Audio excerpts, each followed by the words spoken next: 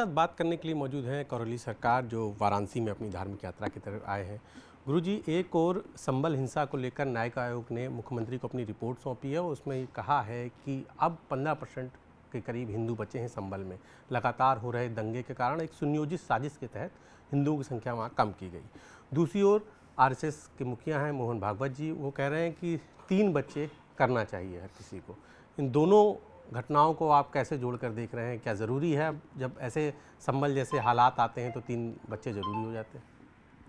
हाँ, देखिए, वो समाज के एक बड़े वर्ग का प्रतिनिधित्व करते हैं, हमारे जो संघ प्रमुख हैं। बात बोली होगी तो कुछ बहुत सोच विचार के ही बोली है, इसकी आवश्यकता महसूस हो रही होगी जगह जगह। जहाँ तक संभल का प्रश्न है तो माननीय मुख्यमंत्री जी उसको लेके बहुत गंभीर हैं और सर्वे भी हो रहे हैं लगातार। जो चीज़ें खराब हैं उनको ठीक किया जा रहा है, ट्यून किया जा रहा है। केवल संभल ही नहीं, देश के बहुत से ऐसे भूभाग हैं जहाँ पर इस तरह का असंतुलन जानबूझकर पैदा किया गया है और जो लोगों को पलायन करने के लिए वहाँ से मजबूर होना पड़ा है। तो इस पे तो बहुत ये गंभीर विषय है और इस पे आगे ऐसा ना होने पाए अन्य जगहों पर, इसके लिए कड़े कानून बनाने की आवश्यकता है। आप क्या सोचते हैं, क्योंकि अब जो लड़ाई सामाजिक स्तर पर है, तो आपको लगता है कि अब एक और आबादी का पर नियंत्रण नहीं, दूसरी ओर अगर हम 3 बच्चों की ज़रूरत अब बचती है, क्योंकि अगर धर्म बचाना है, सनातन बचाना है तो? बात केवल आबादी की नहीं है, बात सोच की है। सोच की आपकी है। अगर वो आबादी में हमसे 5% भी कोई व्यक्ति हमारे देश में हो, हमारी आबादी का, उसकी सोच अगर देश विरोधी है तो बहुत हानिकारक है। आबादी को ज़्यादा बढ़ जाए, दूसरी संस्कृति की, उनकी सोच अगर अच्छी है, देश हित में है, राष्ट्र हित में है, राष्ट्र ही सब कुछ है, तो उसमें कोई आपत्ति नहीं है। तो जो सोच है वो शिक्षा से निर्मित होती है। हमारे जो हमारा संगति है उससे हमारी सोच, हमारे संस्कार बनते हैं। तो जो ये आबादी बढ़ रही है, सोच भी खराब है और आबादी जो बढ़ रही है वो अपने आप में एक समस्या है। तो मेरा ये कहना इस पर इतना ही है कि इनकी सोच को ठीक किया जाए। उसके लिए कड़े कानून की आवश्यकता है, जो बराबर भारत सरकार ने, वर्ग के लिए, हाँ, एक खास वर्ग के लिए कि सभी के लिए देश में रहना है तो सभी को कानून का पालन करना होगा। कानून सबके लिए है, केवल एक वर्ग के लिए नहीं है। ये जरूर है कि जो वर्ग उसका पालन नहीं कर रहा उसको कड़ाई से उसका पालन किया जाए, या जो विशेषाधिकार का लाभ ले रहा है, विशेषाधिकार समाप्त होने चाहिए, उस पर देश के अनुसार निर्णय लेने चाहिए और मेरे ख्याल से सरकार ले रही है। तो आप उन निर्णयों में सीए एनआरसी को भी मानते हैं कि ये निर्णय महत्वपूर्ण है, उस दिशा में काम करेंगे? बिल्कुल, जो देश विरोधी लोग हैं उनको देश से बाहर जाना चाहिए। जो देश में घुसपैठी हैं उनको देश से बाहर जाना ही चाहिए। आपने घुसपैठियों की बात की, खुद आरएसएस के वरिष्ठ नेता है सुनील अंबेडकर जी, उन्होंने कल कहा भी है कि धर्मांतरण और लव जिहाद जैसे जो मुद्दे हैं ये देश की आंतरिक सुरक्षा के लिए बड़े खतरा पैदा हो गए। बिल्कुल सच कहा है। स्मृतियाँ इस तरह की बनाई जा रही हैं, चूँकि हम सूक्ष्म जगत से जुड़ी हुई चीज़ों में काम करते हैं तो हम इस व्यवस्था को समझने में ज़्यादा, मुझे लगता है अनुसंधान हमने किया है तो हमें ज़्यादा इसका पता है कि तमाम तरह की चीज़ों का इस्तेमाल ये लोग करते हैं, गंदी चीज़ों का। बच्चों को पथभ्रष्ट कर रहे हैं, स्कूल में इनके कब्जे हैं, स्कूल में बच्चों का चरित्र खराब किया जा रहा है, बच्चों को पथभ्रष्ट किया जा रहा है, घुमाया जा रहा है और सूक्ष्म जगत की सहायता से भी ये गंदे काम कर रहे हैं। टोने टोटके टाइप करके बच्चों का मन मस्तिष्क खराब कर रहे हैं। छांगुर बाबा जैसे लोग भी हाँ, छांगुर लांगुर बहुत भरे पड़े हैं, गली गली में भरे पड़े हैं, तो पकड़ गया है छांगुर एक।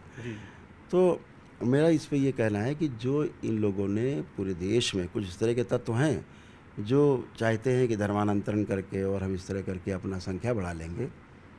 धर्म का धर्मांतरण करने की शक्ति संसार में किसी की नहीं है। जो धर्म जिसका है वो धर्म सदा उसके साथ रहता है। धर्म को नहीं बदल सकते। हमारी संस्कृति को बदलने की कोशिश हो रही है। जो संस्कृति को बदलने की कोशिश हो रही है वो बहुत भयानक है, क्योंकि हमारे देश में, हमारा जो देश सुरक्षित है आज हमारी संस्कृति की वजह से सुरक्षित है। हम सहिष्णु हैं, हम सामने देखते हैं कि हमारे साथ गलत हो रहा है, उसके बाद भी हम नहीं बोल पाते हैं। हमारा चरित्र इस प्रकार से विकसित नहीं किया गया है, हमें संस्कार इस प्रकार के नहीं दिए गए हैं कि हम जाके लड़ाई झगड़ा करें। तो आपको लगता है गुरु जी कि अब सहिष्णु होने का वक्त नहीं है, क्योंकि जिस तरीके के हालात पैदा हो गए, आप कह रहे हैं कि बहुत कई तरीकों से समाज को, बच्चों को भ्रमित किया जा रहा है एक खास वर्ग की ओर से, और सीधे कहूँ तो अब चूंकि छांगुर बाबा का उदाहरण आ रहा है तो खास तौर पर एक मुस्लिम जो है एक बड़ा वर्ग, अब भले ही लोग हिंदू मुस्लिम की लड़ाई बताएं, लेकिन आप साफ तौर पर कह भी रहे हैं। तो आपको लगता है कि अब सहिष्णु होने का वक्त नहीं है, अब सीधे जवाब देने का वक्त है? नहीं, सहिष्णु का अर्थ ये नहीं कि हम कायर हैं, इसका अर्थ बिल्कुल नहीं है। सहिष्णुता से ही हमने भगवान श्री राम के जन्म स्थान को प्राप्त किया है। सहिष्णुता से बहुत कुछ प्राप्त किया जा सकता है। हमारे देश, आज ये देश पूरे विश्व में सुरक्षित है तो अपनी सहिष्णुता की वजह से सुरक्षित है। सभी देशों ने सभी जगह अलग अलग जाके आक्रमण किया है, भारत के लोगों ने कहीं बाहर जाके आक्रमण नहीं किया है, अपने देश में ही रहे हैं, क्योंकि इतने ज़्यादा सुरक्षित और समृद्ध रहे हैं कि बाहर जाने की आवश्यकता नहीं पड़ी है। ईश्वर ने पहले से इसे रखा है। तो हमारे सहिष्णुता में हमारा साहस भी छुपा है, हमारा बल भी छुपा हुआ है और हमारे संस्कार भी छुपे हुए हैं। इसका मतलब सहिष्णुता का अर्थ कमजोरी बिल्कुल नहीं है। सहिष्णुता का अर्थ है जब जैसा वक्त होगा हम वैसा उस समय निर्णय लेंगे। तो अब ये छांगुर बाबा जैसे लोगों को पहचान कर अब देश के बाहर अब ऐसे लोगों को, तत्वों को करना चाहिए। एक और ये बात कही जा रही, दूसरी ओर खुद AIM के प्रदेश अध्यक्ष हैं, वो कह रहे हैं कि आप बागेश्वर धाम एक बार फिर अपनी यात्रा निकाल रहे हैं। वो कह रहे हैं वो हिंदू राष्ट्र की बात कर रहे हैं, वो तो खुद उनके पूर्वज मुसलमान थे, क्योंकि सबसे पहले आदम हव्वा आए थे और उन्हें आदम से आदमियत आई, तो खुद मुसलमान है, हिंदू राष्ट्र बनाने की बात कर रहे हैं। तो ये आपको लगता है, इस बयान पर आप क्या सोचते हैं? कौन मुसलमान है? कौन मुसलमान है? पुराना कौन मुसलमान? धीरेन्द्र शास्त्री। वो तो AIM के तो शौकत अली प्रदेश अध्यक्ष यही कह रहे हैं कि वो खुद मुसलमान है। आदम हव्वा पहले आए थे, आदम से आदमियत बनी, इंसान बने, सब मुसलमान थे, अब आप कह रहे हैं कि हिंदू राष्ट्र बनाते हैं। ठीक है ना, अभी जो श्रीमान जी कह रहे हैं अपने आप को वो मुसलमान कह रहे हैं, AIM के जो अध्यक्ष महोदय हैं जो भी हैं, पहले वो मुसलमान का अर्थ तो समझ लें शब्द का। शब्द ही तो बोले जा रहे हैं, अर्थ ही तो गायब है। शब्द से इंगित वस्तु और वस्तु में निहित अर्थ जब समझ लेंगे तो अध्ययन हो गया। अब ये अध्ययन अधूरा है। श्रीमान ओवैसी का मुसल्लम ईमान का क्या अर्थ हुआ? जो अपने ईमान पर मुसल्लम, पूरा जिसको ईश्वर में भरोसा हो जाए 100%, उनको है क्या? और धीरेन्द्र शास्त्री जो बातें बोल रहे हैं कटुता में बोल रहे हैं। धीरेन्द्र शास्त्री, अरे भाई हद हो गई, उल्टा चोर को तो बाल को डांटे। धीरेन्द्र शास्त्री आज यात्रा निकाल रहे हैं, या धीरेन्द्र शास्त्री आज हिंदू सनातन धर्म की बात कर रहे हैं, या धीरेन्द्र शास्त्री आज कोई ऐसी बात कर रहे हैं जो सबको छू रही है दिल को। तो ये इनके अंदर ये जो चूहे वो उछल रहे हैं, वो घुस गए उनके कुर्ते के अंदर, टोपी के अंदर कुर्ते घुस गए, वो घुस गए चूहे। तो उनको समस्या खुद को हो रही, बेचारे उल जुलूल उल पटाख बयान देना इस प्रकार के। तो ठीक है, मैं तो उनसे कह रहा हूँ, ठीक है, अगर वो यही मानते हैं कि मुसलमान होकर हिंदुओं का काम कर रहे हैं तो ठीक, वो भी तो मुसलमान बन जाए हिंदू, वो भी काम यही करें, वो भी ऐसी लोकप्रियता पाएँ, इसमें क्या आपत्ति है? उनको हम बन जाना चाहिए हिंदू। एक और चूंकि अब सनातन की बात हो रही है, लेकिन अब एक लगातार जिस तरीके से संतों के बीच में वैचारिक मतभेद जब जो है वर्चस्व की जंग बनते दिख रहा है गुरुजी।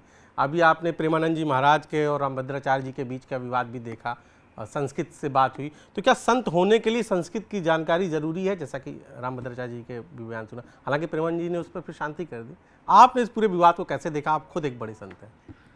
देखो, दोनों बड़े संत हैं, दोनों का हम आदर करते, बहुत आदर करते, सभी लोग आदर करते देश में, ये उनकी बात है। लेकिन जो बात सबको अच्छी नहीं लगी, उसके लिए हमारे जो पूज्य संत हैं श्री रामभद्राचार्य जी, अगले ही दिन उन्होंने बातों को, शब्दों को वापस लिया और कहा कि प्रेमानंद जी हमारे बच्चे की तरह हैं। बात खत्म हो गई। यही तो संत स्वभाव है, बढ़ने नहीं दिया। तो इस पर क्या आपत्ति है?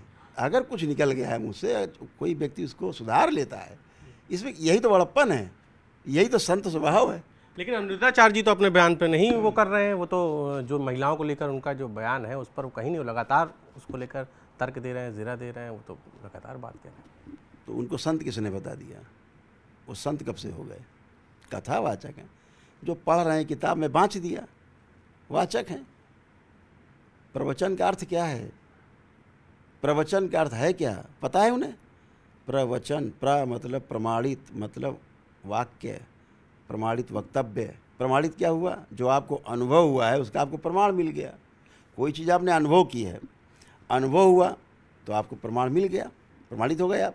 अब वो प्रमाणित वचन आप बोल रहे हैं अनुभव किए हुए, वो प्रवचन है। ये पराये वचन जो हैं किताब पढ़ के उनके वचन नहीं हैं, ये सिर्फ आचार्य हैं। ये कोई संत और कोई ये साधु और कोई ये ऋषि मुनि नहीं है ये, ठीक है ना। तो इसीलिए ये क्षमा नहीं मांग पा रहे हैं, अहंकार चरम पे है, इनका चरम पे अहंकार है कि आधी नारी जाति को, आधी आबादी को गाली बक रहे हैं खुलेआम। मुझे ज़रूर एक बात का ज़रूर मुझे थोड़ा सा चिंता होती है कि जो और कथावाचक जो जिनका नाम है देश में, उनकी छवि ये व्यक्ति खराब कर रहा है। ये कहीं से कोई कथावाचक नहीं, धोखे से कुछ बन गया है। जो व्यक्ति देश के कानून की धज्जी उड़ाए, जो व्यक्ति संवैधानिक अधिकारों की धज्जियाँ उड़ा दे लोगों की, ये कहे कि 16 वर्ष तक बच्चियों की शादी हो जानी चाहिए, तो ये कितना घातक है। आप बच्चियों को ही बच्चों की माँ बना देना चाहते हैं, आप रेप कराना चाहते हैं। कानून कहता है 18 वर्ष से कम बच्ची है, कुछ भी कोई कितना समझदार कितनी सहमत से कुछ भी करे, लेकिन ये बच्चियों के साथ एक प्रकार का रेप है। ये पास्को एक्ट है, एक्ट भी है उस पर। ये बाल विवाह अधिनियम जो है 2006 का, उसका खुला उल्लंघन है, उसके विरोध में बोल रहे हैं ये।